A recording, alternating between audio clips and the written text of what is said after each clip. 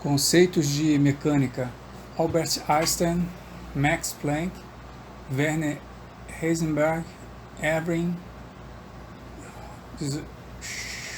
Schrödinger, entre outros cientistas do início do século XX, evidenciaram a falha da mecânica clássica newtoniana no mundo subatômico.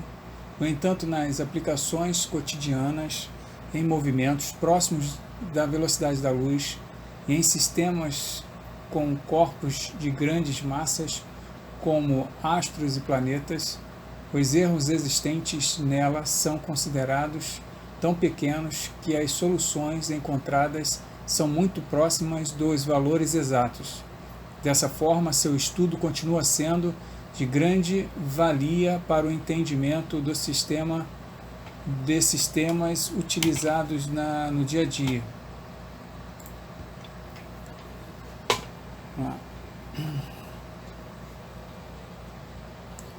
Objetivo do módulo 1: distinguir os conceitos básicos de cinemática. Módulo 2: reconhecer os tipos de movimentos. Módulo 3: identificar as 3 leis de Newton. Módulo 4: examinar os conceitos de energia e trabalho, bem como os tipos de energia e sua conservação.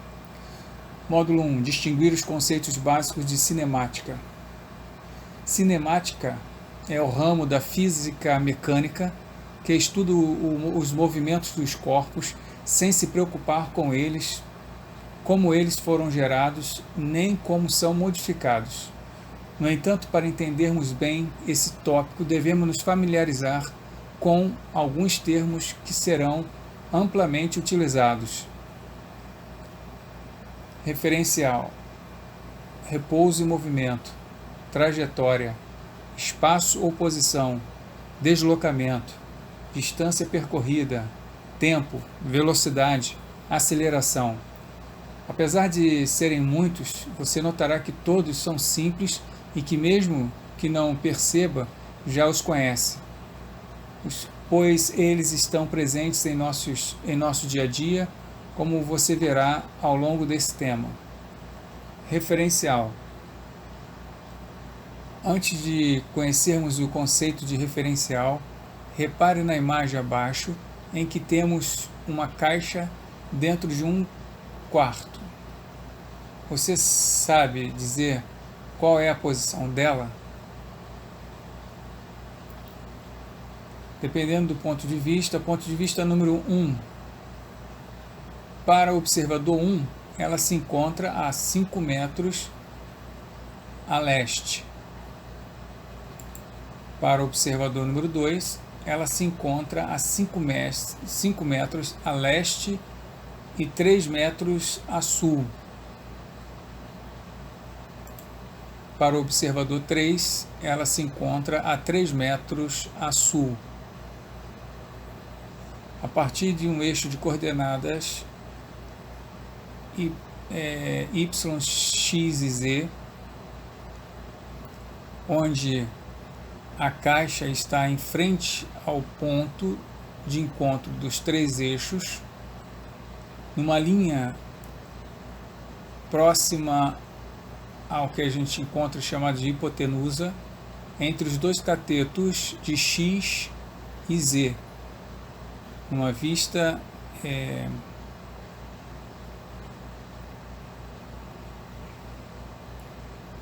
O referencial também é mencionado para definir algo em movimento. É provável que você tenha visto que em aeroportos as esteiras rolantes facilitam nossa caminhada até o embarque. Imagine uma situação com 3 pessoas, 2 na esteira sem caminhar e uma fora dela também sem caminhar. A visão do observador no corredor. Ele olha. Visão do observador na esteira.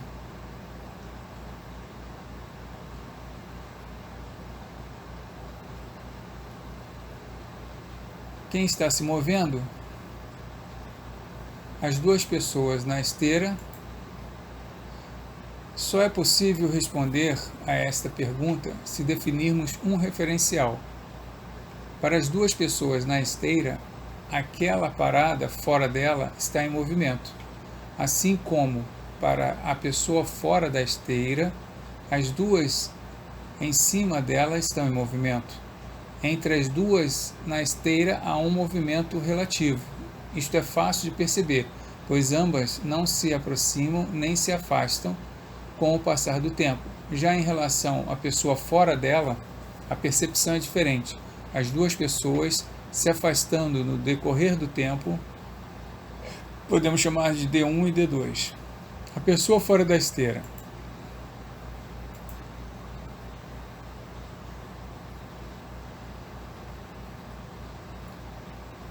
É importante saber que os exemplos anteriores possuem referências explícitas que se vêm de parâmetros para o observador, que servem de parâmetros para o observador. Quando nada é dito em relação a tais parâmetros, utilizamos a superfície terrestre como referencial. Superfície terrestre. Todos nós estamos na superfície terrestre, ou bem próximos dela, se não estivermos no nível do mar, como em cima de uma montanha ou prédio. Você certamente aprendeu que a Terra está em movimento contínuo, tanto de rotação quanto de translação. Sendo assim, se o Matt Damon, no filme Perdido em Marte, pudesse nos observar, ele nos veria em movimento. Contrapartida, nós também o veríamos em movimento. Repouso versus movimento. Qual é a diferença entre um corpo em repouso e o outro em movimento? Repouso, quando não há diferença de posição entre ele e o outro corpo escolhido no decorrer do tempo. Movimento, quando sua posição em relação a outro corpo varia com o tempo. Retomando o caso das pessoas na esteira, quem está em repouso e em movimento? Para responder a esta pergunta, primeiramente é preciso definir em relação a quem. As duas pessoas na esteira estão em repouso em relação a ela. Já a que está em pé fora da esteira encontra-se em movimento em comparação com as outras duas. O mesmo se aplica, por exemplo, quando você, dentro do vagão do metrô, faz o possível para se segurar no ferro ao se aproximar de uma estação. Observa uma pessoa caminhando dentro dele e já começa a ver as pessoas esperando sua parada na plataforma. Como é visto o movimento da pessoa dentro do vagão por você e pelas pessoas do lado de fora, como você vê o movimento do ferro em repouso ou se movendo. As pessoas do lado de fora o veem em movimento ou em repouso. Os conceitos de repouso e movimento são relativos, depende do referencial escolhido. Trajetória. Trajetória é o caminho percorrido pelo ponto material no decorrer do tempo. Ela pode ser retilínea ou curvilínea, dependendo do referencial considerado. Perspectiva do homem. O homem observando um avião que joga um objeto. Perspectiva do interior do avião.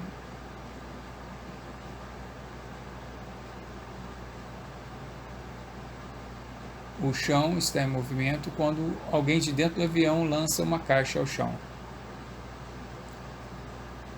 A trajetória também é um conceito relativo. Voltando ao caso do metrô, se você deixa seu celular cair, a trajetória dele vista por você será diferente da vista por alguém em pé na plataforma. As trajetórias seriam mais ou menos assim. A trajetória vista por você. A trajetória vista pelas pessoas na plataforma. Espaço ou posição. O espaço e a grandeza que definem as posições, os marcos de um corpo, como em uma determinada trajetória para se definir a posição, inicialmente é necessário em um marco zero.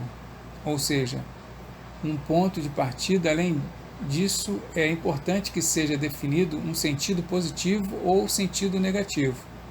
Marco zero, se movermos para a direita, é o sentido positivo, se movermos para a esquerda, sentido negativo. Exemplo, a BR-101, no que se entende por 4.765 km, liga o Rio Grande do Norte ao Rio Grande do Sul. Qual é o marco zero deste trajeto?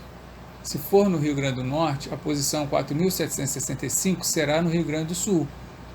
Vice-versa, se estivermos no Rio de Janeiro, indo para Rio Grande do Norte, haverá aumento ou diminuição no valor da posição. Tudo depende do sentido que você define como positivo ou negativo. As setas abaixo indicam posições a partir de um entendimento de um determinado marco zero e da escolha do sentido positivo do eixo, considerando cada marco igual a 1 metro. Na reta 1, nós temos de 0 a e o B. Na reta 2, nós temos o A, o 0 e o B. Se A é igual a 1 metro a partir do marco 0 na reta 1, saindo do marco 0, é igual a 1 metro. Então, o B equivale a 5 metros. Na reta 2, se o A é menos 3 metros a partir do marco 0, e B, então, corresponde a 1 metro do marco 0, 1 metro positivo.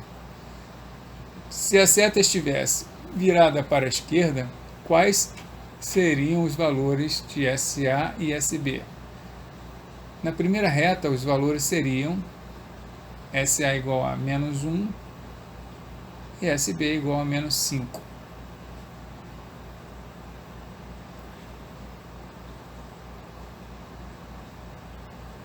Na reta 2, os valores seriam 3 e SB menos 1.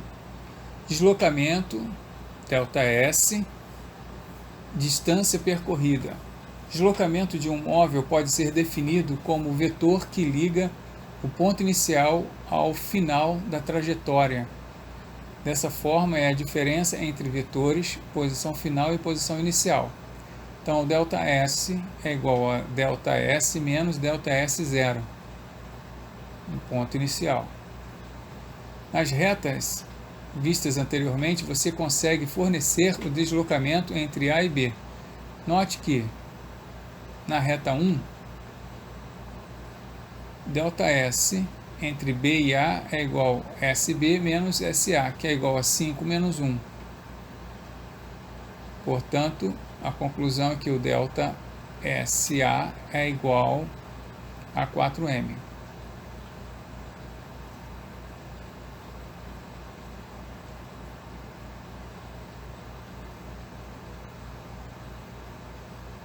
Na reta 2, ΔSB e A é igual a B menos A, que é igual a 1.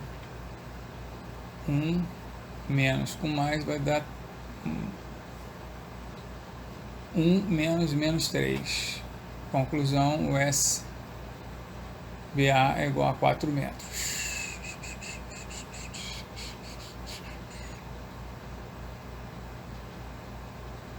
Se os pontos não estiverem na mesma reta, não há problema. O deslocamento, assim como a posição, é uma grandeza vetorial. Basta indicar a direção, um sentido, caminha do ponto 0 ao ponto A, e depois ao ponto B, por fim ao ponto C, conforme mostra na figura. Saindo do ponto 0, percorreu ao ponto A, deslocou-se ao ponto B e chegou até o ponto C. Se cada ponto desse de partida tem 10 centímetros, qual foi o deslocamento total desse inseto? ΔS C0, que é igual a SC menos S0. SC foi o último ponto do inseto ao S0, que foi o ponto inicial de partida. 60 centímetros para leste, 20 centímetros para sul, 60 centímetros para leste, 20 centímetros para sul.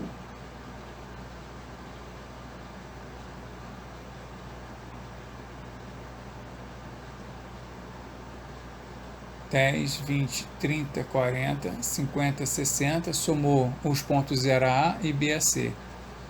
E para sul ele se deslocou duas casas de 10 centímetros. Então, total 60 centímetros para leste e 20 centímetros para sul. E o deslocamento entre o A e C, entre A e C, delta S entre A e C é igual a C menos A. Sempre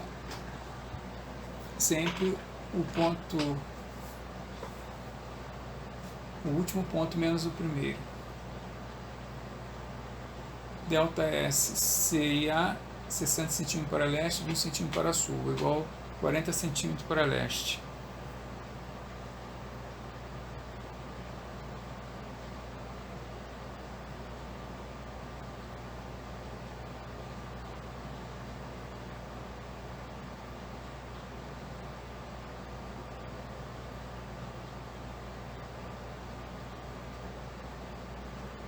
É igual 20 centímetros para leste, 20 centímetros para sul.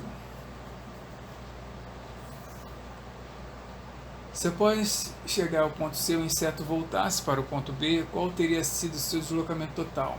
Delta S, B a 0.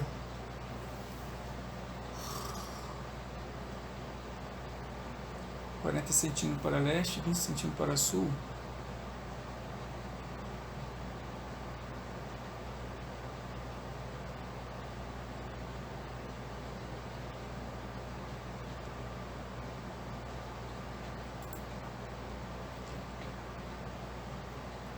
Vamos praticar.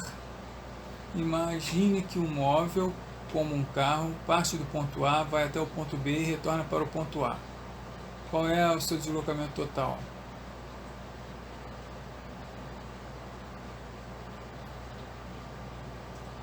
Origem, vai até o ponto B, que representa 40, e retorna até o ponto A.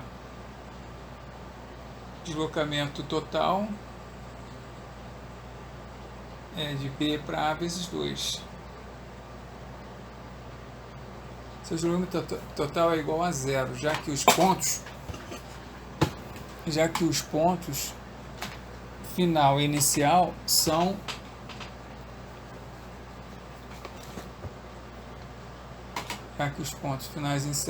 o mesmo. Seu deslocamento total é igual a 0, já que os pontos final e inicial são os mesmos.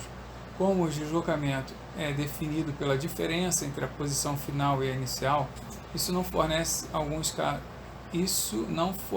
em alguns casos o quanto foi percorrido pelo móvel. Essa grandeza é chamada de distância percorrida ou espaço percorrido, e não deslocamento total. O deslocamento total é o ponto onde ele inicia o percurso e onde ele para no percurso. Pode ser considerado 0, porém a distância percorrida pode ter sido muito grande. Distância percorrida é definida assim, como sendo a soma das distâncias efetivamente percorridas por um móvel. Ou seja, é a soma dos módulos dos deslocamentos contidos em um deslocamento total. Dessa forma, diferentemente da posição e deslocamento, a distância percorrida será sempre uma grandeza escalar positiva. Vamos retomar o caso do inseto, por exemplo. Quando ele retorna ao ponto B, qual foi a distância percorrida por ele em todo o trajeto? O delta S a 0 mais o delta S A a B mais o delta S B e C mais o delta S C e B. 40 mais 20 mais 20 mais 20. Total de deslocamento, total da distância percorrida, 100 centímetros. Retomando o exemplo anterior, qual a distância percorrida por um carro que parte de um ponto A e vai até o ponto B e retorna para o ponto A? É o somatório, a distância percorrida obviamente não será mais zero, e sim 2 vezes o módulo do deslocamento de A para B. Vamos estudar o tempo. Tempo. No estudo desse tema, admitiremos o tempo absoluto, ou seja, é o mesmo independentemente do seu referencial. O tempo absoluto é Albert Einstein, com a sua teoria da relatividade formulada em 1905, mostrou que isso não é verdade. Ele não é o mesmo para qualquer sistema de referência, isto é, o tempo relativo. Definir o que é tempo é uma tarefa bem difícil. Desde a época da Grécia Antiga, filósofos, pensadores e cientistas tentam defini-lo. No entanto, o mais importante para o nosso estudo é saber medir intervalos de tempo e definir instante de tempo. Para isso, precisamos definir algum evento que nos dê um intervalo de tempo padrão e contínuo. Você teria alguma ideia do que poderia ser isso? Ou poderia ser usado? Velocidade. Normalmente a velocidade é um conceito compreendido por todos. No entanto, você sabe defini-la?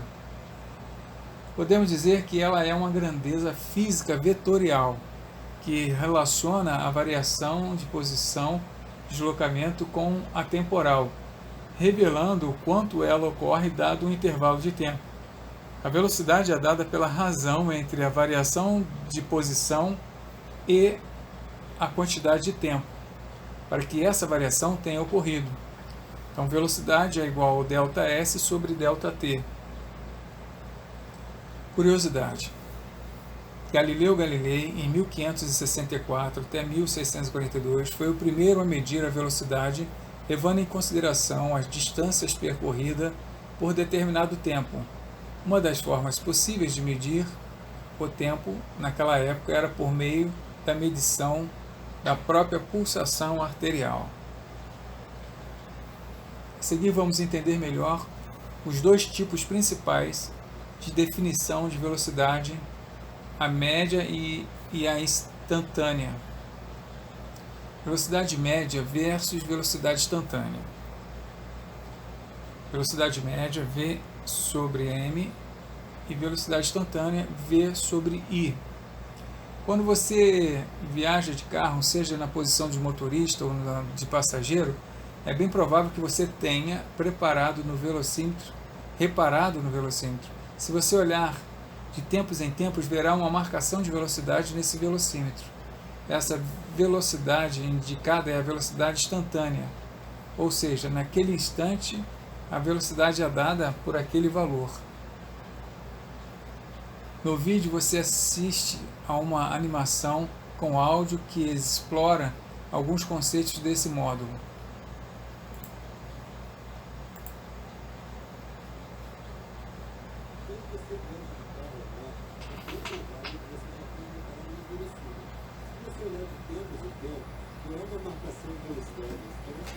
Essa velocidade indicada é chamada de velocidade instantânea, ou seja, naquele instante a velocidade é dada por aquele valor.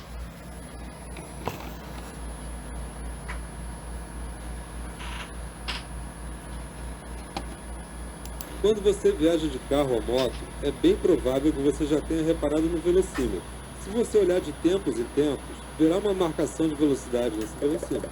Essa velocidade indicada é chamada de velocidade instantânea, ou seja, naquele instante a velocidade é dada por aquele valor. Velocidade instantânea. Quando você viaja de carro ou moto, é bem provável que você já tenha reparado no velocímetro. Se você olhar de tempos em tempos, verá uma marcação de velocidade nesse velocímetro. Essa velocidade indicada é chamada de velocidade instantânea, ou seja, naquele instante a velocidade é dada por aquele valor. Podemos então utilizar a equação de velocidade e fazer o ΔT ser tão pequeno quanto quisermos, até chegarmos a um instante. Dessa forma, o ΔS também será muito pequeno. Quando essas diferenças se tornam muito pequenas, a ponto de serem infinitesimais, mudamos a letra delta por letra d. Assim, a velocidade instantânea pode ser dada por velocidade instantânea é igual a d vezes s sobre d vezes t. Continuemos na mesma viagem de carro. Se ela for relativamente longa, há necessidade, por exemplo, de parar para abastecer ou ir ao banheiro, diminuir a velocidade para atender o limite da via, acelerar para ultrapassar outro veículo. Todos esses eventos fazem com que a velocidade mostrada no velocímetro varie, ora para mais, ora para menos, ou seja, a velocidade instantânea do carro está variando. No entanto, há uma outra forma de calculá-la que é bem interessante. Às vezes não estamos interessados em saber a velocidade que o carro tem em cada instante, mas sim qual, em média, foi registrada pelo carro na viagem. Em outras palavras, qual a razão do deslocamento total pelo tempo total da viagem. Essa velocidade chamamos então de velocidade média. Dessa forma, podemos definir velocidade média como a razão entre o deslocamento desenvolvido por intervalo de tempo, Vm é igual a ΔS sobre ΔT, que é igual a S menos S0 sobre ΔT. A aceleração, da mesma forma que velocidade é a grandeza que indica a variação de posição em um determinado intervalo de tempo, a aceleração é a grandeza que relaciona a variação de velocidade em um determinado intervalo de tempo. Assim, a aceleração é dada pelo seguinte cálculo: A, que é igual a ΔV sobre ΔT. Quando falamos pise no acelerador, em outras palavras, estamos dizendo aumente a velocidade. Da mesma forma, quando dizemos pise no freio, queremos dizer diminua a velocidade. No primeiro caso, a variação de velocidade, ΔV, é positiva, velocidade final maior que a inicial. Consequentemente, a aceleração é positiva. Já no segundo caso, a variação de velocidade, ΔV, é negativa, velocidade final menor que a inicial. Em consequência, a aceleração é negativa. Análise gráfica de velocidade vezes o tempo e aceleração vezes o tempo. Vimos que a velocidade está associada a variações de posição e temporal. Já a aceleração, que também se associa à variação temporal, está atrelada à de velocidade. Dessa forma, uma maneira simples e mais visual de analisar essas relações é por meio de gráficos. Os gráficos de velocidade vezes tempo e aceleração vezes tempo. Em especial, possuem características bem interessantes. Veja os gráficos V vezes T ao lado. X, tempo. Y, velocidade. V0, saindo do eixo de V ou Y e indo a um ponto relativo ao tempo F, com o VF. Note que a velocidade está aumentando desde um valor V0 até um valor VF, em um intervalo de tempo igual a TF. Em um retângulo, a largura muito pequena de ΔT e a altura do eixo T até a reta vermelha, você consegue, em qualquer ponto ao qual chamamos de ponto P, observar que a área dele será dada por VP vezes ΔT.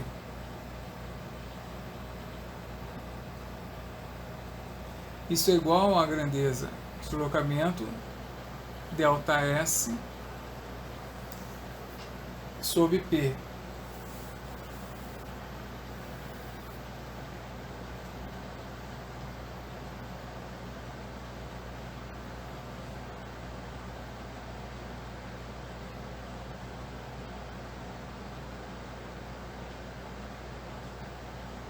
O V instantâneo com o T instantâneo gera o V ΔSP.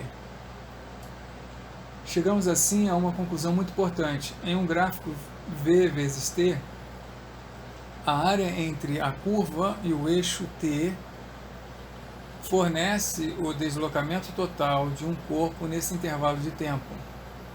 Se o gráfico, em vez de indicar velocidade por tempo, indicasse aceleração por tempo, que grandeza a área entre a curva e o eixo T nos forneceria?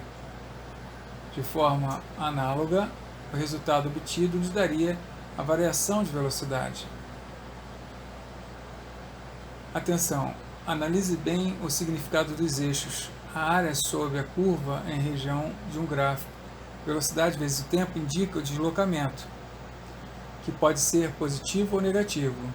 Já sobre a curva em um gráfico aceleração e tempo, aponta a variação de velocidade, se positiva ou negativa. Agora, pois, por exemplo, podemos ter um gráfico posição x vezes tempo. Nele, a priori, a área sobre a curva nos fornece uma informação útil. Teoria e prática. Em um sistema simplificado de radar de velocidade, colocado nas ruas, duas placas iguais são instaladas abaixo do asfalto, contendo cada uma delas um sensor de pressão. Quando um veículo passa por cima da primeira placa, o primeiro sensor é ativado e envia um sinal para um equipamento que monitora a ativação do segundo sensor. Quando esse segundo sensor é ativado, caso a velocidade média do veículo entre esses dois pontos estiver acima do permitido, uma câmera fotografa a placa traseira desse veículo. Para que a velocidade média seja próxima da velocidade instantânea, as placas não podem ser muito largas. O tempo máximo de espera para o segundo sensor ser ativado é de 100 milésimos de segundo. 100 milésimos de segundo. Considerando que os sensores são ativados quando a roda dianteira do veículo passa pelo centro de cada placa e que as placas se encontram encostadas, determine a largura das placas. Introdução à física mecânica, começando com o primeiro módulo, definir os conceitos da cinemática. Vamos lá? Vamos começar pela questão 5. Nessa questão é importante que você já tenha entendido os conceitos de deslocamento, velocidade e aceleração. É dito na questão que o atleta percorre 24% do percurso de 100 metros durante um tempo de 4 segundos. E a aceleração dele é de 3 metros por segundo ao quadrado. Então a primeira coisa que nós temos que calcular é com que velocidade ele termina essa parte do percurso. Pois a partir desse momento ele vai permanecer com velocidade constante até o final do percurso. Vamos lá? Pela definição, a aceleração é variação de velocidade por intervalo de tempo. É dito no enunciado que a aceleração é 3 metros por segundo ao quadrado, enquanto que o tempo é de 4 segundos. Logo, temos que 3 é igual à velocidade final menos a velocidade inicial, que é 0, pois ele parte do repouso, sobre 4. Então, ele alcança a velocidade de 12 metros por segundo. Quando ele atinge essa velocidade de 12 metros por segundo, ele já percorreu 24% do percurso de 100 metros. 24% de 100 metros equivale a 24 metros. Logo, ele precisa percorrer com velocidade constante o restante, que é de quanto? 100 menos 24, que nos dá 76 metros. Dessa forma, velocidade é igual a ΔS sobre ΔT, pois a velocidade é constante, sendo que o ΔS é 76 metros. Então, temos que 12 é igual a 76 sobre o tempo que ele levou para percorrer os 76 metros. ΔT é igual a 76 sobre 12, que equivale a aproximadamente 6,33 segundos.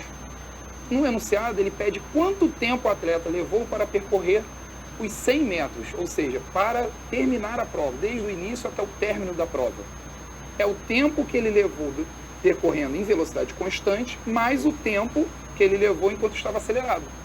Então, o tempo total será de 4 segundos mais 6,33, o que nos dá 10,33 segundos. Dessa forma, o gabarito só pode ser a letra C. Agora vamos fazer a questão 6. Essa questão foi cobrada no vestibular da Academia da Força Aérea. Para resolver essa questão, é importante que você saiba relacionar deslocamento com um gráfico velocidade por tempo. Ou seja, se você retornar ao assunto, você verá que o deslocamento nada mais é do que a área abaixo de um gráfico velocidade por tempo. Vamos lá? No enunciado, ele pede a razão entre o deslocamento entre B e C e o deslocamento entre A e B. Olhando o gráfico, vemos que o deslocamento entre A e B, também é dito no enunciado, que equivale aos instantes de tempo 0 e T1. E o deslocamento entre B e C equivale aos instantes de tempo T1 e T2. Então, como que eu acho o ΔS entre A e B? Basta eu calcular a área deste retângulo. Então, ΔS de A para B é a área do retângulo, que nada mais é do que V0 vezes T1. E como que eu acho o ΔS entre B e C? Basta eu calcular a área deste triângulo. A área deste triângulo é dada por T2 menos T1, que é a base do triângulo, vezes altura sobre 2. Se dividirmos ΔS entre B e C e ΔS entre A e B, nós temos que T2 menos T1 sobre 2T1. Dessa forma, o gabarito só pode ser a letra C. Reconhecer os tipos de movimento, módulo 2. Como vimos no módulo anterior, tanto o movimento quanto o repouso são relativos. Em outras palavras, podemos dizer que tudo se move, depende do referencial que observamos. Você concorda com isso? Mesmo você estando sentado agora, estudando esse módulo, aparentemente em repouso, para um passageiro em um carro que está passando bem em frente à sua casa, você está em movimento. Neste módulo estudaremos movimentos simples chamados movimentos retilíneos, que podem ser acelerados ou não. Movimentos retilíneos, movimento retilíneo uniforme, MRU. Quando temos um movimento retilíneo não acelerado, você consegue dizer de que forma esse movimento se desenvolve? É bem possível que você tenha respondido que o movimento segue uma reta, movimento retilíneo, e que a falta de aceleração indica que a velocidade do móvel é constante. É exatamente isso que acontece. Quando a velocidade de um corpo é constante, podemos dizer que o corpo percorre deslocamentos iguais, em intervalos de tempos iguais. Por causa dessa característica, esse tipo de movimento é chamado de movimento retilíneo uniforme, ou MRU.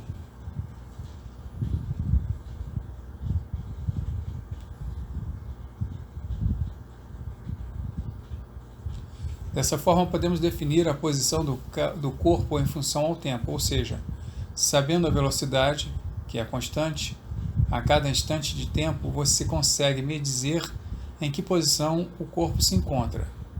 Obviamente, é necessário que você indique no instante inicial o TS onde ele estava. Essa relação entre posição e tempo é dada pela equação horária de posição.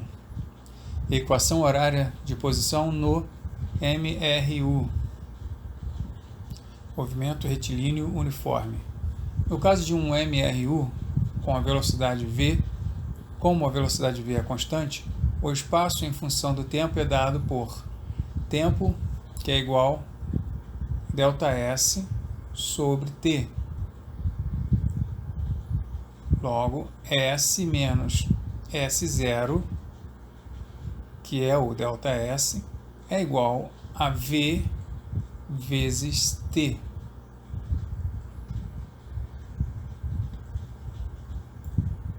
Consequentemente, o S é igual a S0 mais VT. Atenção, no que esse movimento é bem restrito, ou seja, você precisa garantir que a velocidade, note que esse movimento é bem restrito, ou seja, você precisa garantir que a velocidade instantânea do corpo é sempre a mesma. E se ela não for, nesse caso temos um corpo acelerado, e assim o corpo não percorrerá deslocamentos iguais em intervalos em tempos iguais. Movimento retilíneo uniformemente variado. Em um movimento retilíneo acelerado, você já sabe que a velocidade mudará com o tempo, podendo ser menor ou maior. Em um movimento retilíneo acelerado, você já sabe que a velocidade mudará com o tempo, podendo ser menor ou maior. Suponha que você esteja em um carro, dirigindo em uma estrada bem lisa e sem curva, e comece a acelerar o carro. Você perceberá que a velocidade do carro irá aumentar. Mas o que isso significa em relação à distância percorrida por tempo? Se você marcar 30 segundos no início da aceleração e 30 segundos após o segundo minuto do início da aceleração, em que momento você terá percorrido uma distância maior?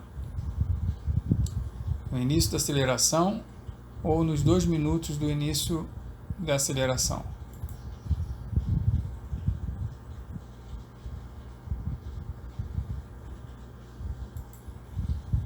A maior distância será no segundo caso, pois sua velocidade já estará maior. O movimento em uma reta, onde a aceleração é constante.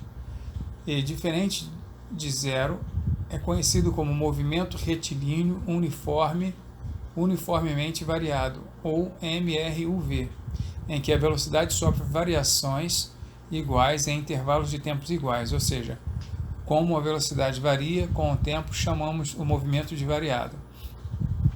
Como essa variação é uniforme, variação de velocidade iguais para intervalos de tempos iguais, então o nome completo do movimento é uniformemente variado. Vimos no módulo anterior que a velocidade varia com a aceleração da seguinte forma. No entanto, como a posição varia com o tempo, esse movimento, como é a equação horária da posição nesse caso. No entanto, como a posição varia com o tempo, esse movimento, como é a equação horária de posição nesse caso? Equação horária do espaço no MRUV. Movimento retilíneo uniformemente variado. Você lembra que a área sobre o gráfico x sobre t nos fornece o deslocamento, ΔS? Se não, retorne lá ao módulo 1. Veja o gráfico abaixo. Note que ele nos indica um MRUV, pois a velocidade varia de forma uniforme com o tempo. O deslocamento será igual à área do trapézio formado entre a reta vermelha e o eixo t. ΔS, deslocamento, é igual a velocidade mais velocidade zero vezes o tempo sobre 2. ΔS é igual a S menos S0. V é igual a V0 mais aceleração vezes o tempo. Daí temos que S menos S0 é igual a V0 mais AT mais V0, isso tudo vezes T sobre 2. concluímos que S é igual a S0 mais V0 mais AT elevado ao quadrado sobre 2. Note que a relação entre posição e tempo é uma equação do segundo grau. Assim, a representação gráfica dessa relação será uma parábola, quando ela terá concavidade para baixo e quando ela terá concavidade para cima. S, que é igual a S0, mais V0, mais AT elevado ao quadrado sobre 2. Para a aceleração no mesmo sentido da velocidade inicial, teremos concavidade para cima, ou seja, movimento acelerado. Para a aceleração em sentido contrário ao da velocidade inicial, teremos concavidade para baixo, ou seja, movimento retardado ou frenagem. Nota importante. Como a velocidade em uma MRUV varia, eu não posso dizer que V é igual a ΔS sobre ΔT. Esta relação, nesse caso, nos dá a velocidade média. Lembre-se, velocidade média é diferente de velocidade instantânea. Considerando que temos o conhecimento da aceleração no movimento, veja que temos 3 variáveis agora envolvidas. Primeiro, apresentamos a equação que relaciona velocidade com o tempo. Velocidade V, posição S, tempo T. Primeiro, apresentamos a equação que relaciona com velocidade. Segundo, deduzimos a equação que relaciona posição com tempos. Posição com tempo. Terceiro, e se estivermos interessados em relacionar velocidade com posição, velocidade com posição. Para isso, podemos usar a equação de Torricelli. Para isso, podemos usar a equação de Torricelli. Equação de Torricelli. Evangelista Torricelli foi um físico e matemático italiano do século XVII. Seus estudos basearam-se em questões geométricas, trajetórias, balísticas, hidrostática e hidrodinâmica.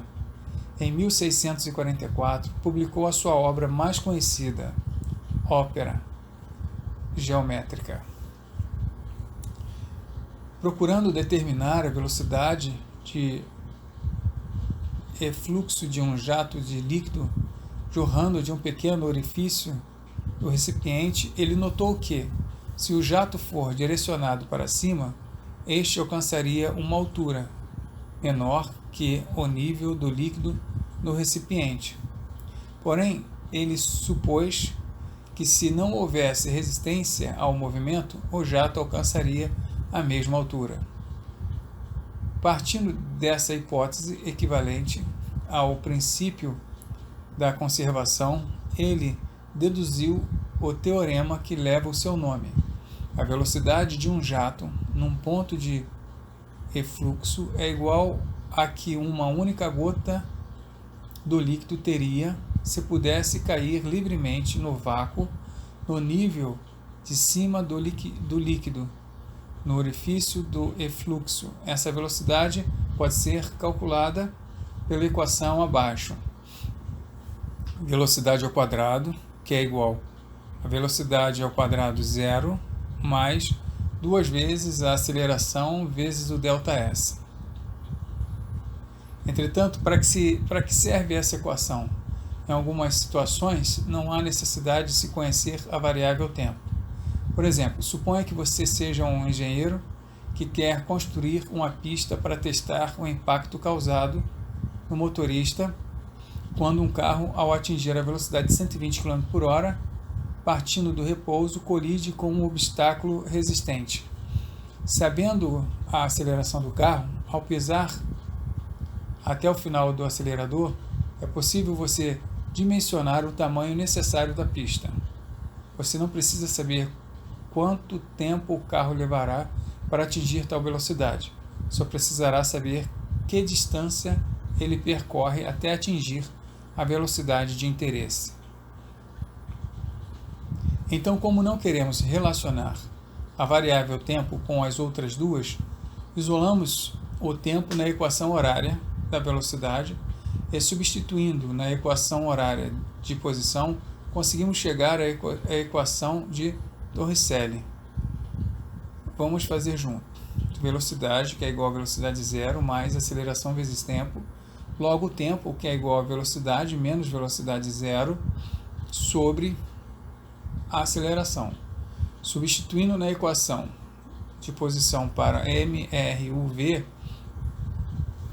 temos S menos S0, que é igual a V0 vezes T mais AT ao quadrado sobre 2. Delta S é igual a V0 vezes V menos V0 sobre A mais A2 vezes V menos V0 sobre A elevado ao quadrado. Delta S é igual a V0 vezes V menos V0 elevado ao quadrado sobre A mais V ao quadrado menos 2 vezes V vezes V0 mais V0 ao quadrado sobre 2 vezes A. Portanto, V ao quadrado é igual a V ao quadrado de 0 mais 2 vezes A vezes delta S. Experimento de Galileu, planos inclinados. Apesar de ter começado sua vida acadêmica no curso de medicina, Galileu Galilei logo passou a estudar matemática. Conforme Roney, 2013, contrariando as crenças da época, Galileu refutava algumas afirmações de Aristóteles, como veremos no próximo módulo, no que diz respeito ao movimento. Para comprovar suas afirmações, Galileu utilizava o conceito de conduzir um experimento para testar uma ideia e de usar os resultados como evidências para apoiar um enunciado científico, tornando esse procedimento a base para o modelo científico.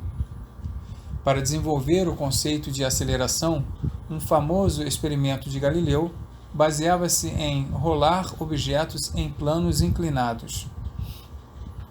O interesse dele era em comprovar que os objetos, quando caíam, estavam submetidos a uma aceleração constante, que futuramente passou a ser chamada de aceleração da gravidade. Vamos agora assistir um vídeo sobre plano inclinado em 15º.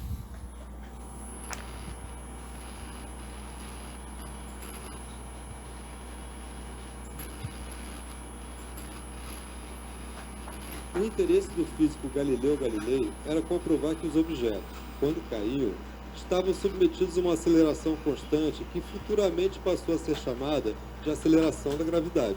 No entanto, como já vimos anteriormente, medir o tempo naquela época era muito complicado, principalmente quando havia necessidade de alta precisão. Ao deixar cair algo de alturas relativamente baixas, o tempo de queda era muito pequeno. Galileu, no intuito de deixar esses tempos de queda mais lentos, passou a utilizar planos inclinados.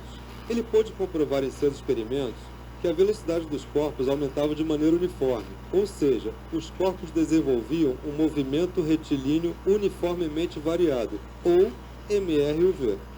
Além disso, Galileu mostrou que quanto mais inclinado era o plano, maior era a aceleração imposta ao corpo.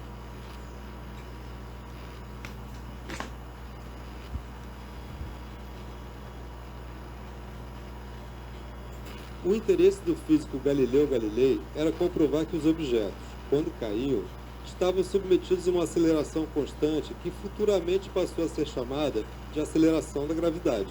No entanto, como já vimos anteriormente, medir o tempo naquela época era muito complicado, principalmente quando havia necessidade de alta precisão. Ao deixar cair algo de alturas relativamente baixas, o tempo de queda era muito pequeno. Galileu, no intuito de deixar esses tempos de queda mais lentos, passou a utilizar planos inclinados. Ele pôde comprovar em seus experimentos que a velocidade dos corpos aumentava de maneira uniforme, ou seja, os corpos desenvolviam um movimento retilíneo uniformemente variado, ou MRUV. Além disso, Galileu mostrou que quanto mais inclinado era o plano, maior era a aceleração imposta ao corpo.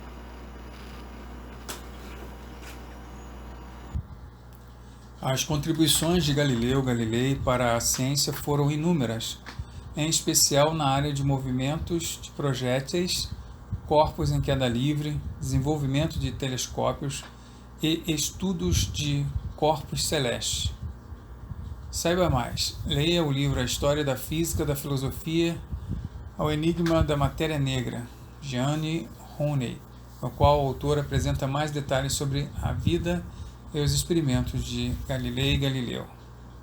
Aceleração da gravidade. Visto no experimento de Galilei, bolas colocadas em um plano inclinado são aceleradas e desenvolvem uma RUV. Mas que aceleração é essa? Da mesma forma, um corpo em queda livre ou que é lançado verticalmente também desenvolve uma MRUV. Deixe cair agora no chão, a partir da mesa em que você se encontra, um telefone celular ou um caderno. Esse movimento é do tipo MRUV. Sendo assim, ele terá uma aceleração constante. Você sabe dizer quanto vale essa aceleração e por que ela existe?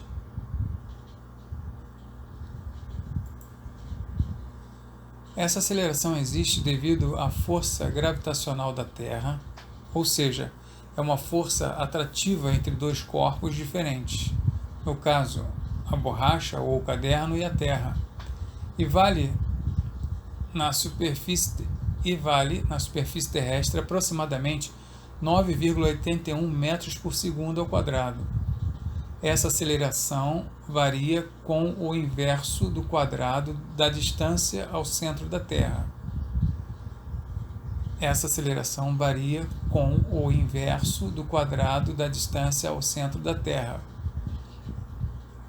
Para alturas de até centenas de metros em relação à superfície da Terra, utilizamos o valor de 9,81 metros por segundo ao quadrado. Para a aceleração da gravidade ou para facilitar mais as contas, geralmente é utilizada a aceleração de 10 metros por segundo ao quadrado. No experimento de Galilei, as acelerações são provenientes da aceleração da gravidade, mas para cada inclinação de plano inclinado, tem-se uma aceleração diferente. Isto ocorre porque a aceleração a que o corpo fica submetido é a projeção da aceleração da gravidade na direção do plano inclinado. O corpo lançado verticalmente para cima desenvolverá MRU, cuja aceleração é contrária ao movimento, logo negativa. Isso permanecerá até o movimento em que o corpo atingir sua altura máxima, ou seja, parar no ar. A partir do instante seguinte, ele desenvolverá a MRUV, com aceleração positiva, ou seja, no mesmo sentido do movimento. O valor dessa aceleração será de 9,81 metros por segundo ao quadrado. Veja a seguir uma comparação entre a trajetória e a velocidade e a aceleração dos movimentos. Trajetória. Na MRU, na MRUV reta. Velocidade. MRU, a velocidade é constante. MRUV, a velocidade é variável. Aceleração. MRU, a aceleração é nula. Movimento retilíneo uniforme. A aceleração é nula. aceleração na MRUV constante diferente de zero. Estas são as equações MRUV de acordo com as possíveis variáveis de interesse. Equações MRUV. Variável de interesse, equação e a expressão. MRUV, velocidade e tempo, equação horária de velocidade. Velocidade é igual a velocidade zero mais aceleração vezes tempo. Espaço e tempo, equação horária do espaço. S é igual a S0 mais V0 vezes T mais AT ao quadrado sobre 2. Velocidade e espaço, equação de Torricelli. V ao quadrado, que é igual a V ao quadrado 0 mais 2 vezes A delta S. Estudamos até agora dois movimentos retilíneos, um acelerado e o outro não. No entanto, como dito no módulo anterior, as grandezas cinemáticas apresentadas, posição, velocidade e aceleração, dependem do referencial escolhido, ou seja, um corpo pode ser visto com um determinado movimento em relação a um observador e com outro movimento para um segundo observador pode ser diferente para um terceiro e assim por diante. Movimento relativo. Por exemplo, Breno foi à praia e mesmo com os avisos e bandeiras vermelhas na areia, ele entrou na água. Uma vez na água, com o passar do tempo, qual a percepção de Breno sobre o que ocorreu? Breno foi literalmente arrastado. Para uma pessoa parada ao lado dele na água, Breno está em repouso. Para Júlia, sua amiga que está na areia, qual foi o movimento de Breno? Agora imagine que Breno passe a nadar em direção à praia e que a correnteza está paralela à areia, ou seja, puxando-o de lado. Como é o movimento de Breno percebido pelas pessoas na areia? Será um movimento inclinado.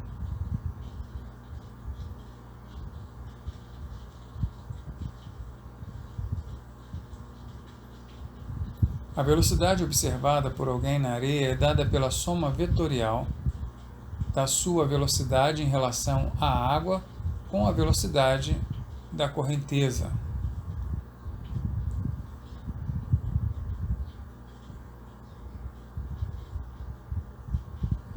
Velocidade do nadador dividido pela areia é igual a velocidade do nadador dividido pela água mais a velocidade da água vista do ponto da areia.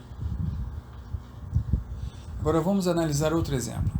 Júlia encontra-se dentro de um barco em um rio cuja correnteza tem velocidade C igual a 5 metros cúbicos por segundo.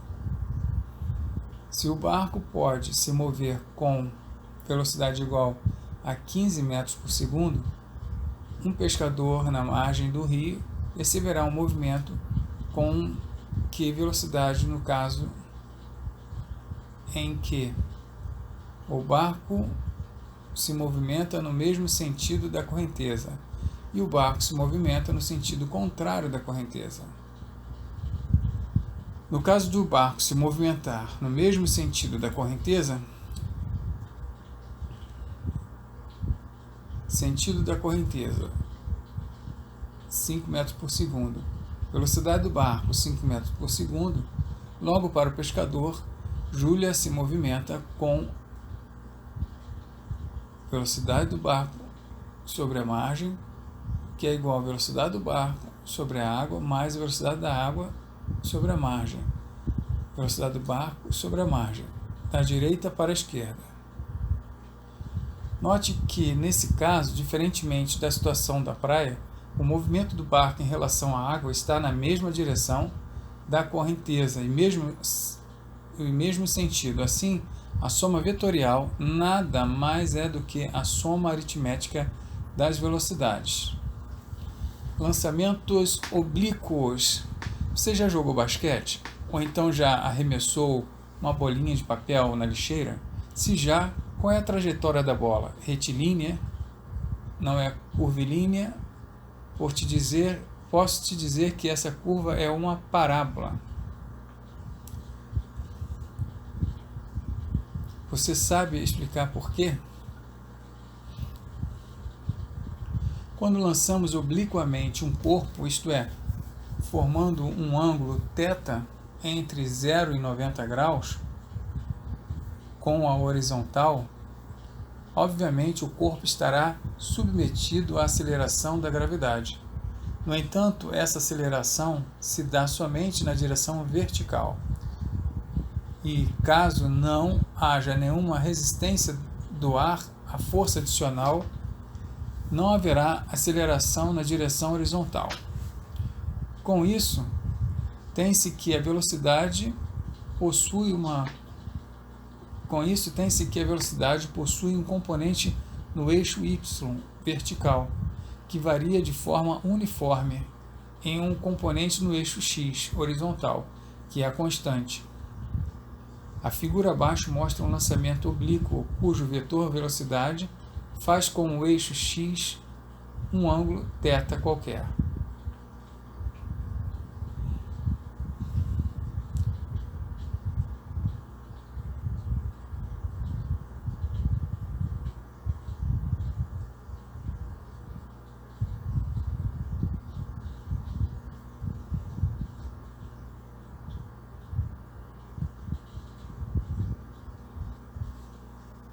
Quando esse objeto alcança a mediana, ele assume um movimento retilíneo uniforme variado.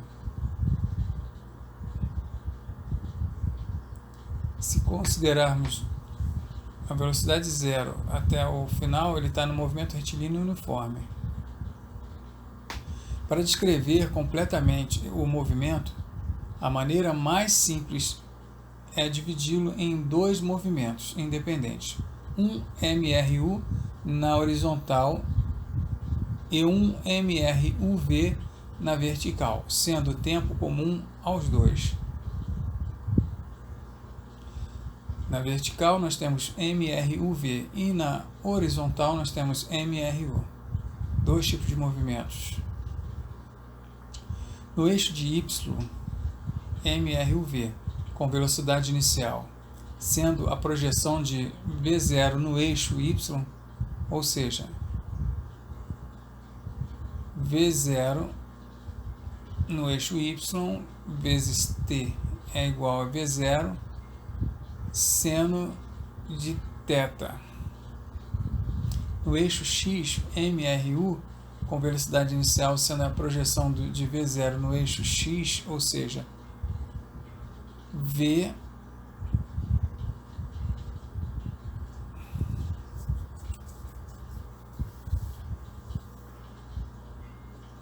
V0 y t é igual a V0 cosseno θ.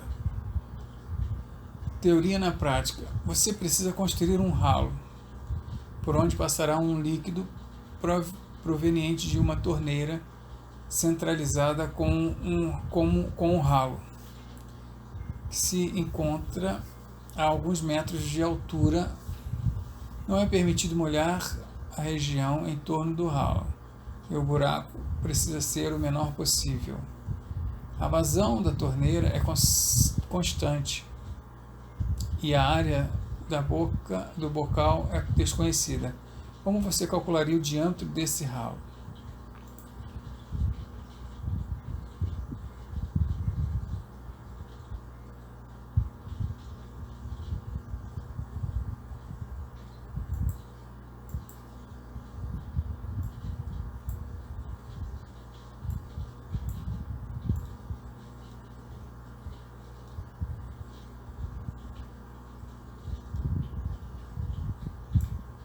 Você não deve ter percebido que nessa mesma situação o filamento da água que sai da torneira vai ficando mais fino quanto mais longe do bocal o líquido se encontra. Você sabe explicar o porquê? No que a vazão da torneira é constante, isto é, a quantidade de volume de líquidos que sai por tempo é sempre a mesma, com isso, se analisarmos um pequeno volume cilíndrico de líquido em um mesmo intervalo de tempo em posições diferentes, esse volume precisa se manter. Desta forma, o produto área da base do cilindro vezes a velocidade do pequeno volume é constante. Porém, quanto mais distante do bocal, maior a velocidade do líquido. Assim, para que o produto acima seja constante, a área da base do cilindro precisa diminuir. Sabendo a velocidade do líquido, considera que se um MRUV em certo ponto distante do bocal, é possível calcular a área do filamento e, consequentemente, o diâmetro do ralo. Verificando o seu aprendizado. Nos dois modos anteriores, estudamos alguns tipos de movimentos existentes, sem nos preocuparmos com suas origens, ou seja, por que eles acontecem. O que define se o movimento será acelerado ou não. Agora estudaremos as raízes pelas quais os corpos se movimentam de determinada maneira. Agora estudaremos as razões pelas quais os corpos se movimentam de determinada maneira. A área da mecânica que estuda as causas dos movimentos é chamada de dinâmica. Breve história da dinâmica. Desde os princípios da civilização humana, o homem faz uso prático da mecânica, porém não há indícios de que tentara desenvolver algum raciocínio lógico para explicar os fenômenos físicos envolvidos. De acordo com Roney, em 2013, a primeira evidência de estudo voltado a entender como e por que os movimentos são realizados vem da Grécia Antiga durante o século IV a.C. com Aristóteles. Segundo Rosa, 2010, a física aristotélica baseava-se no raciocínio lógico, no bom senso e nos sentidos, sem submeter tais interpretações à verificação experimental sistemática, ou seja, os resultados obtidos dependiam da simples observação da natureza, sem quantificação matemática nem experimentos probatórios. Aristóteles não aceitava a ideia do vácuo e caracterizou os movimentos dos corpos em dois tipos: movimento natural e movimento forçado ou violento. Movimento natural, na cabeça de Aristóteles, o movimento natural consistia naquele movimento que os corpos naturalmente buscariam alcançar, não havendo a necessidade de um esforço atribuído a isso. Exemplos de movimentos naturais seriam a queda livre, o tato de uma bola parar de rolar no chão após certo tempo de impulso inicial e a subida de um gás no ar. Movimento forçado ou violento. Já os movimentos forçados dependiam de um esforço para acontecer. Exemplos desses movimentos seriam o lançamento de algo para cima ou o simples fato de empurrar uma caixa. Em outras palavras, Aristóteles acreditava que para que algo pudesse se mover, ou o movimento era algo inerente àquela matéria, ou deveria existir algum esforço contínuo garantindo o movimento. Como consequência desse pensamento, Aristóteles afirmava que, com exceção de corpos celestes, o estado natural dos corpos é o repouso. Além disso, Asseverava que um corpo mais pesado que o outro deveria se esforçar mais para atingir o seu estado natural. Com isso, supondo que, no caso de dois corpos caírem em queda livre, o mais pesado deveria chegar primeiro ao chão. Pense, ao dar um leve empurrão em uma bolinha no chão de sua casa, com impulso suficiente para ela se mover, o que acontece com ela após um certo tempo? Tenho certeza de que você respondeu que ela para.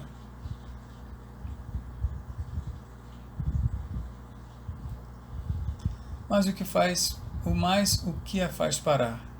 No pensamento de Aristóteles, ela para porque a posição natural dela é o repouso. Se você quisesse que ela continuasse em movimento, deveria manter o empurrão. Faz sentido, não?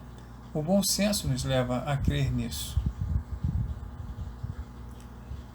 Esse pensamento prevaleceu por muitos séculos, até que no século XVI e XVII, cientistas como Nicolau Copérnico, Galileu Galilei, Johannes Kepler, Isaac Newton rejeitaram essa forma de pensar. Como nosso assunto é dinâmica, focaremos mais nas contribuições do italiano Galileu Galilei, obviamente do inglês Isaac Newton. Desde cedo, de acordo com Roney, em 2013, o Galileu Galilei tinha grande interesse em projéteis e corpos em queda e refutava as ideias de Aristóteles sobre as causas dos movimentos. Há uma lenda sobre ele que diz que, para confirmar suas ideias acerca da queda de objetos diferentes, Galileu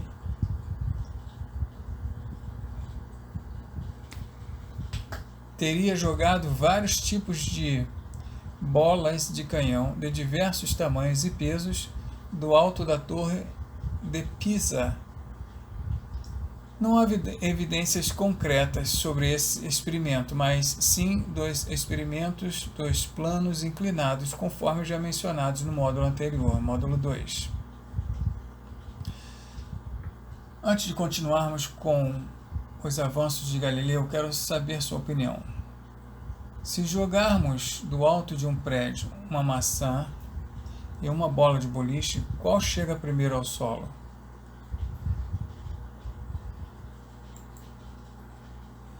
E se fizermos o mesmo experimento, trocando a maçã por uma folha de papel, qual chegará primeiro ao solo? O senso comum nos leva a crer que o objeto mais pesado chegaria antes, tanto no primeiro caso quanto no segundo, concordando com Aristóteles. No entanto, não é isso que acontece. Galileu, em seus experimentos do plano inclinado, além de alguns soltando utensílios do alto da construção, comprovou que os objetos chegavam ao mesmo tempo no solo. No caso da folha de papel, você deve estar se perguntando, obviamente, ela chegará depois da bola de boliche.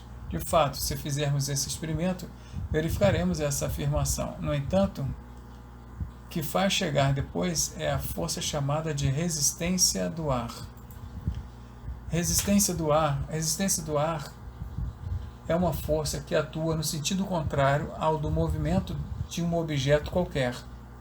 Tal força é exercida pelo ar com a intenção de restringir o movimento do objeto.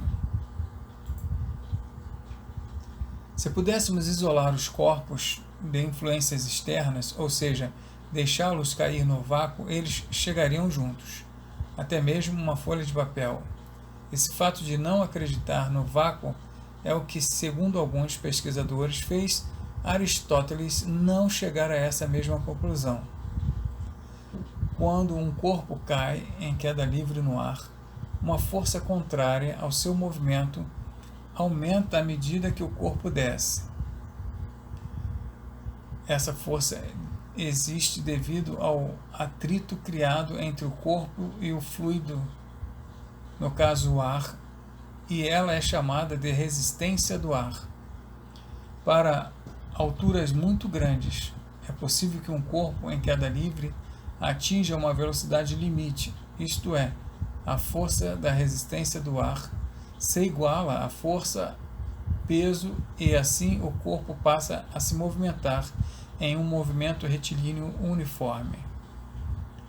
Imagine agora que você coloca uma bola em uma espécie de local como o mostrado abaixo. Você consegue explicar o movimento dela?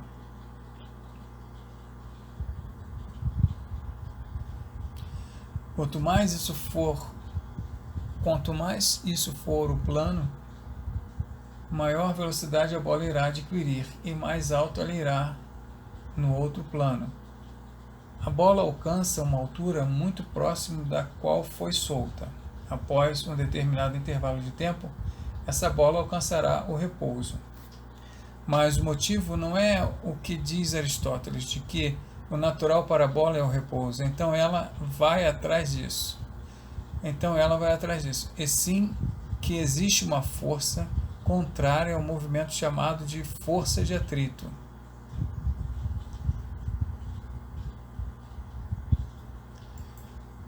Força de atrito. Força de atrito é uma força que se opõe ao movimento dos corpos. E se não houvesse atrito, o que aconteceria com a bola? Galileu se fez essa mesma pergunta e foi além. E se o outro lado não estivesse outro plano inclinado? E se fosse um plano horizontal?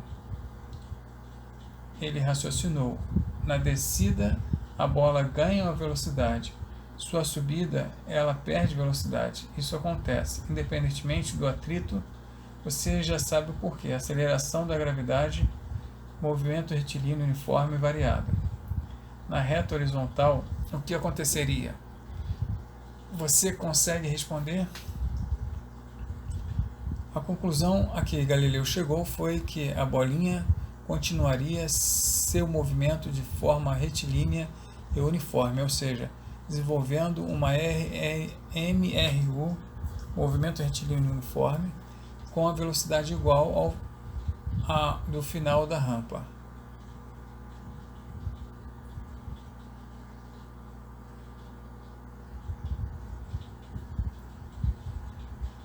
Essa análise de Galileu mostrou um novo caminho que poderia ser seguido, sendo o que ocorreu. No mesmo ano de sua morte, nascia um inglês que definiria novos conceitos da mecânica com suas 3 leis, que valem, de certa forma, até os dias de hoje. O nome dele, com certeza, você já ouviu falar. Sir Isaac Newton. Conceitos. Isaac Newton desenvolveu as 3 leis do movimento em seu livro De Principia Mathematica, Principes of Natural Philosophy, em 1687. Outras 2 edições foram publicadas em 1713 e 1726. Essas leis definiram a física mecânica durante 2 séculos, até as teorias de Albert Einstein no século XX. São essas 3 leis que estudaremos agora e que farão você entender as causas dos movimentos. Primeira lei de Newton, lei da inércia. A primeira lei de Newton diz que um corpo permanecerá em repouso ou em movimento retilíneo uniformemente até que a força externa seja exercida sobre ele. Essa lei é conhecida como lei da inércia. Mas o que é inércia? Inércia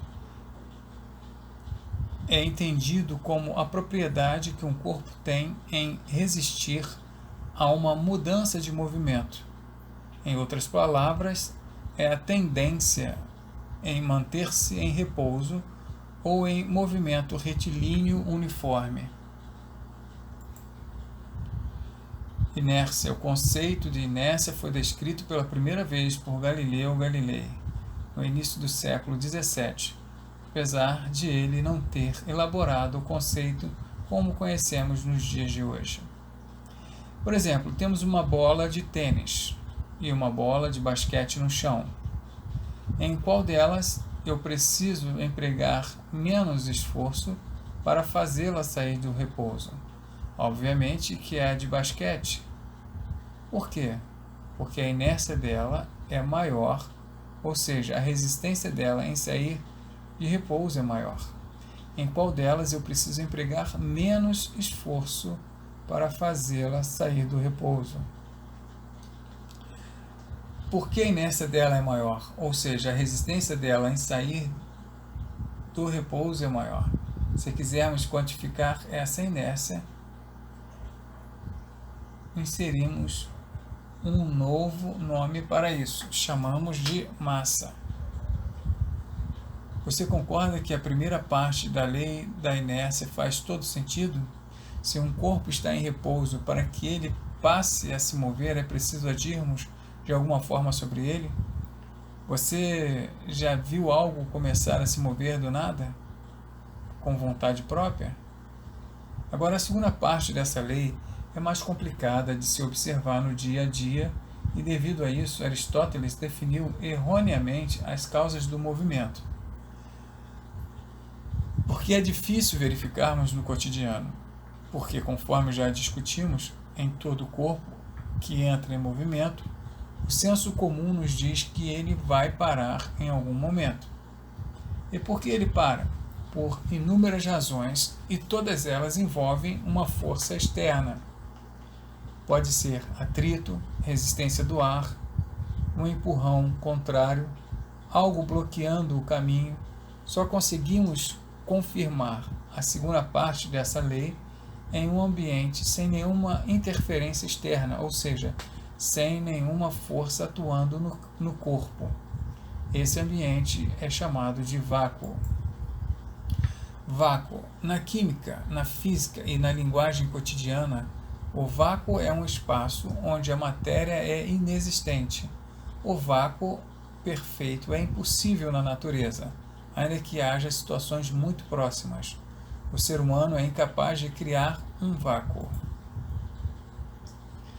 Para finalizarmos o conceito dessa lei e garantir que você entendeu, analisaremos juntos outro exemplo, e esse bem clássico.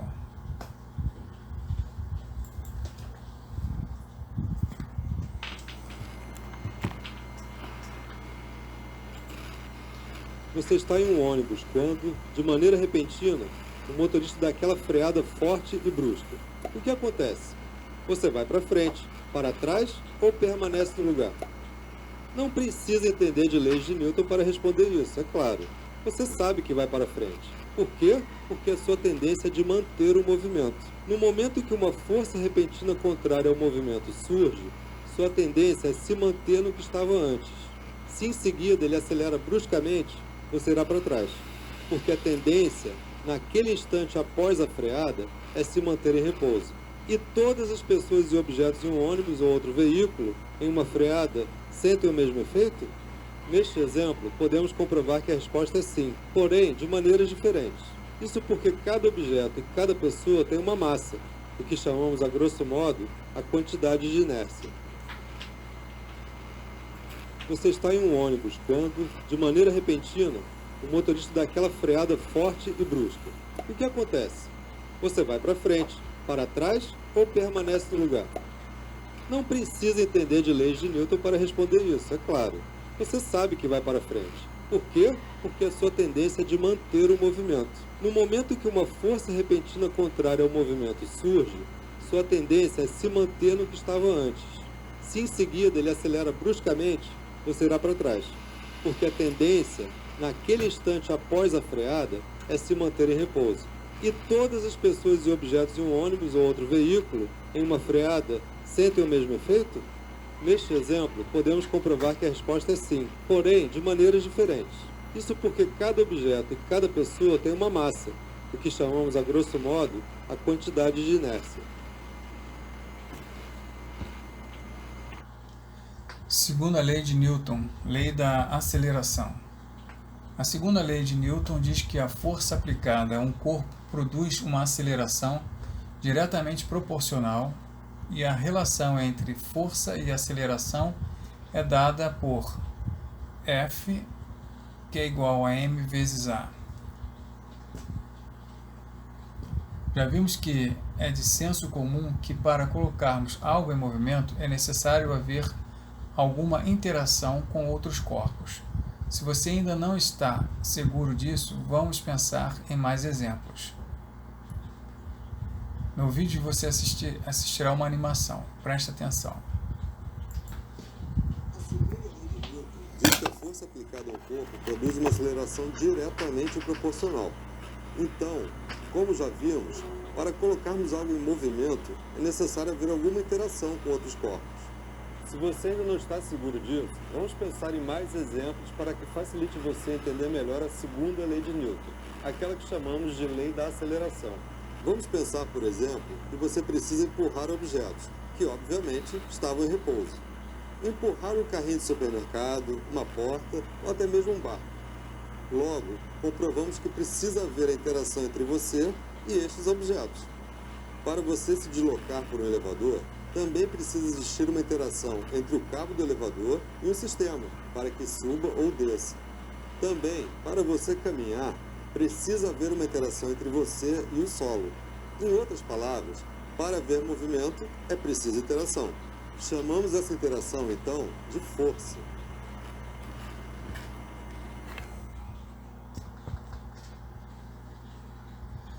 Força. Apesar de já termos usado o termo anteriormente, e você com certeza ter uma ideia do que é, na hora de definir fica complicado, não é mesmo?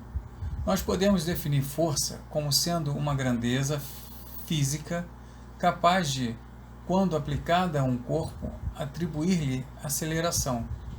Essa grandeza é vetorial, ou seja, possui módulo, valor, direção e sentido. Intuitivamente, é fácil verificar que força é uma grandeza vetorial. Se você vai mover algum objeto dentro de casa, por exemplo, um sofá, haverá uma intensidade envolvida.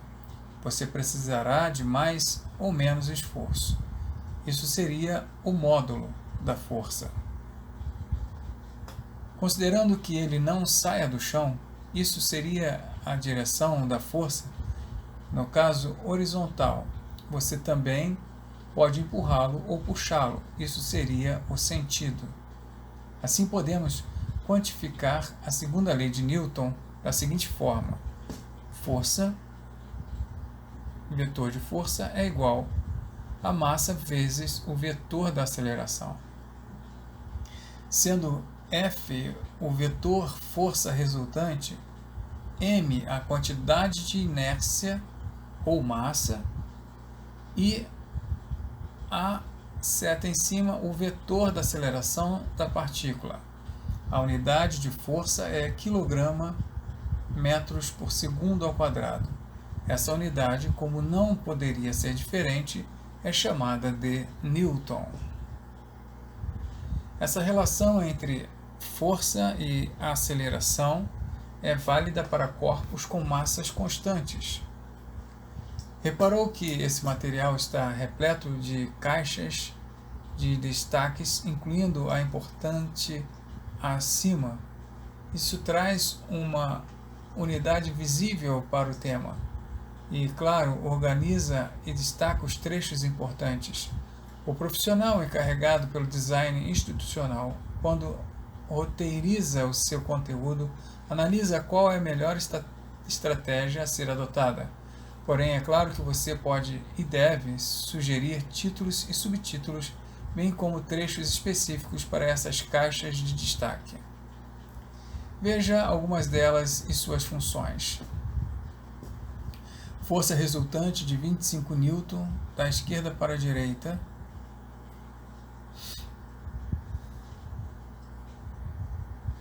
Força resultante de 5 Newton, da direita para a esquerda.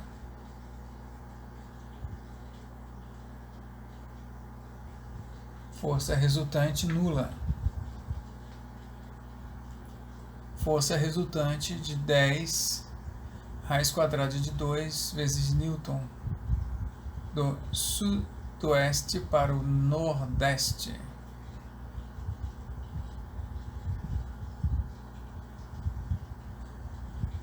Mas todas as forças são iguais? A origem das forças pode ser diferente, mas o efeito que elas causam nos corpos seguem a segunda lei de Newton. Quando a força resultante em um corpo é nula, este permanecerá em repouso ou em movimento retilíneo uniforme, conforme descrito na primeira lei de Newton. Quando o corpo se encontra neste estado, dizemos que ele está em equilíbrio. Tipos de força. Vamos listar juntos algumas forças conhecidas. Força peso P é a força de atração gravitacional exercida sobre um corpo. Ela existe devido ao campo gravitacional considerável criado por grandes massas. Sendo assim, como força é massa vezes aceleração, a força peso é dada por P, vetor de P, que é igual a massa vezes o vetor de G. No caso de corpos na superfície terrestre, G vale aproximadamente 10 metros por segundo ao quadrado e está direcionada para o centro da Terra. A força do peso sempre terá a direção do centro da Terra quando estamos analisando um sistema na superfície terrestre. Consideramos a força peso sempre na vertical e no sentido de cima para baixo, mesmo sentido da aceleração da gravidade. Força normal ou força de contato, N. Força exercida por superfícies em um corpo perpendicular à superfície de contato sempre aparece quando há contato. Essa força é a que impede que um corpo parado no chão atravesse o solo. Por exemplo, se o corpo está apoiado em uma superfície plana e horizontal, a força normal será vertical. Se o corpo está apoiado em um plano inclinado, a força normal será perpendicular a esse plano inclinado. A força normal não é uma reação à força-peso. Força de atrito, ou FAT. Força existente quando há deslizamento ou tendência de deslizamento de um corpo sobre o outro. Essa força depende da força do contato, AN, da área de contato e do tipo de superfície. Basicamente é dada por FAT, que é igual a micron, N sendo micron, uma constante chamada de coeficiente de atrito. O atrito é gerado devido a irregularidades das superfícies, visíveis ao olho ou não, e a força é sempre contrária ao movimento. Só haverá força de atrito quando houver uma tendência de o corpo entrar em movimento ou se ele já estiver em movimento. No caso da tendência de movimento, o atrito será maior que no caso do corpo já em movimento. Já parou para pensar que para arrastar algo, depois que o objeto começa a se mover, aplicando a mesma força, ele se move mais fácil? Se um objeto estiver em repouso ou em movimento retilíneo uniforme e não houver forças aplicadas a ele, não há força de atrito. Força de tração. Força existente em cordas e fios quando trancionados, ou seja, esticados. Trancionados, ou seja, esticados. Força estática, Fela. Força existente devido à deformação de sistemas elásticos. O sistema mais conhecido é a mola. Essa força é diretamente proporcional à deformação sofrida pelo sistema, porém de sentido contrário a essa deformação. Assim podemos escrever que força Fela é igual a K a menos K vezes vetor de x. Terceira lei de Newton, lei da ação e reação. A terceira lei de Newton diz que para toda ação existirá uma reação de igual valor e direção, mas de sentido oposto. Esta lei é conhecida como lei da ação e reação. A terceira lei de Newton diz que para toda ação existirá uma reação de igual valor e direção, mas de sentido oposto. Esta lei é conhecida como lei da ação e reação.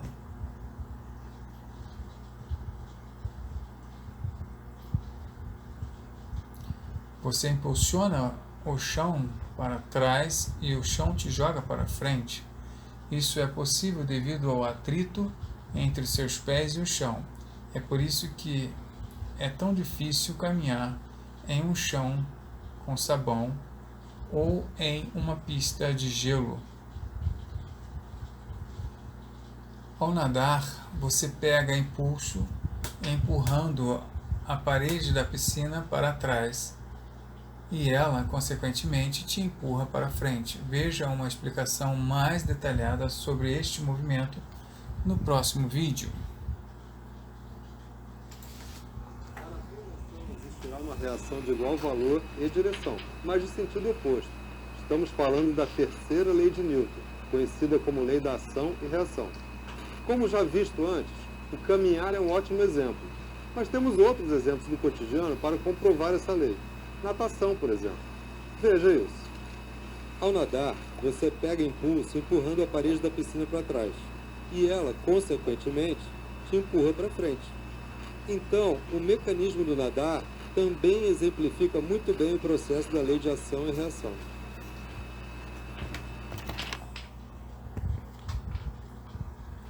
Em outras palavras, você não pode exercer força em alguma coisa sem que essa coisa faça força com você. Quando em uma partida de tênis de mesa você dá uma raquetada na bolinha, a bolinha está dando uma bolada na raquete também. Essas forças têm o mesmo módulo e direção, porém sentidos contrários. Propulsão de foguetes, recuos de armas e uma simples balança são exemplos da terceira lei de Newton. Tente pensar em outros exemplos. Vimos nos módulos anteriores que o movimento é relativo e depende de um referencial, ou seja, não existe um referencial absoluto. A partir dessa constatação, cabe a seguinte pergunta: em quais referências valem as leis de Newton? Se as leis de Newton valem para um determinado referencial R, então também valerão para o outro referencial S, que se mova com velocidade constante em relação a R, ou que esteja em repouso em relação a R. Esses referenciais são chamados de referenciais inerciais, referencial inercial e referencial não inercial. Referencial inercial é aquele em que o seu movimento é de vetor velocidade constante ou encontra-se em repouso em relação a outro referencial. Para esse tipo de referencial valem as leis de Newton. Referencial não inercial é aquele em que seu movimento é acelerado em relação a outro referencial. Para esse tipo de referencial, a priori, não valem as leis de Newton. Para que as leis de Newton sejam válidas nesse tipo de referencial, precisamos considerar a existência de uma força fictícia, onde vetor de força fictícia é igual ao vetor da massa vezes aceleração, sendo a aceleração desse referencial. O planeta Terra é um referencial inercial ou não inercial. Bom, pela definição acima, a rigor, a Terra é um referencial não inercial. Por quê? Porque seus movimentos de rotação em torno de si e translação em torno do Sol são acelerados, porém, na maioria das aplicações práticas, podemos considerar a Terra como um referencial inercial. Resumo: as leis de Newton. Primeira, lei da inércia. Se não houver força atuando, os corpos se movem sem linha reta, com velocidade constante, MRU, ou permanecem em repouso. Segunda lei, lei da aceleração. A força resultante em um corpo de massa constante produz uma aceleração diretamente proporcional ao módulo dessa força que é igual a massa vezes aceleração. Lei da ação e reação. Para toda ação de uma força, haverá uma reação de mesmo módulo, direção e sentido contrário. Teoria na prática. Você precisa projetar um elevador que trabalhe de 3 formas possíveis: acelerado, para baixo, com aceleração de 1,0 metros por segundo, velocidade constante, aceleração para cima com aceleração de 1 metro por segundo ao quadrado. Você sabe que o cabo de aço utilizado suporta no máximo uma tensão de 15,4 kN e que o elevador vazio tem massa igual a 800 kg. Qual será o limite de peso desse elevador? Ou seja, qual o valor de carga máxima em massa, quilograma, você deixará especificado em um aviso dentro do elevador. Considere que, por garantia, você indique uma placa a carga máxima com uma margem de 20% a menos e que a aceleração da gravidade de valor de g, que é igual a 10 metros cúbicos por segundo ao quadrado, em todo o percurso no elevador. Nessa situação, o primeiro passo a ser seguido é entender qual das 3 formas possíveis de trabalho do elevador exigirá maior força no cabo de aço, ou seja, definir o limitante superior. Note que esse caso será o terceiro em que, além de usar força para suportar o peso do elevador e das pessoas de dentro, o motor precisará fornecer uma força para acelerar o elevador com 1 metro por segundo ao quadrado. Assim, o esquema fica da seguinte forma: T é igual a P1 mais P2 mais PE mais P3 mais P4, aceleração para cima. Onde o P é o peso do elevador, P1, P2, P3, P4 são os pesos das pessoas dentro do elevador e T é a tração no cabo. Pela segunda lei de Newton, podemos escrever que FR é igual a T menos, entre parênteses, PE mais P1 mais P2 mais P3 mais P4, fecha parênteses, que é igual a M total elevado a A. T menos M é G menos M pessoas, G é igual a M E mais M pessoas elevado ao expoente de A. Estamos interessados na variável de pessoas, massa, assim usando o valor máximo da tração. 15.400 menos 800 vezes 10, menos a massa de pessoas vezes 10.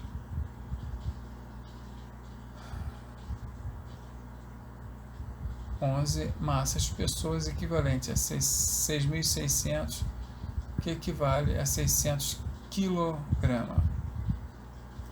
Para que haja uma margem de segurança de 20%, você colocará na placa um limite de 480 kg. Observe que a terceira lei de Newton também é usada, mesmo que de forma inconsciente. Nessa questão, repare que as pessoas estão em contato com o piso do elevador. Logo, existe uma força de contato que as impulsiona para cima por ação e reação. Essa mesma força impulsiona o elevador para baixo. Como as pessoas e o elevador estão no mesmo referencial, nesse caso não inercial, por estar acelerado, podemos considerar o sistema como uma coisa só, elevador mais pessoas. Verificando o aprendizado.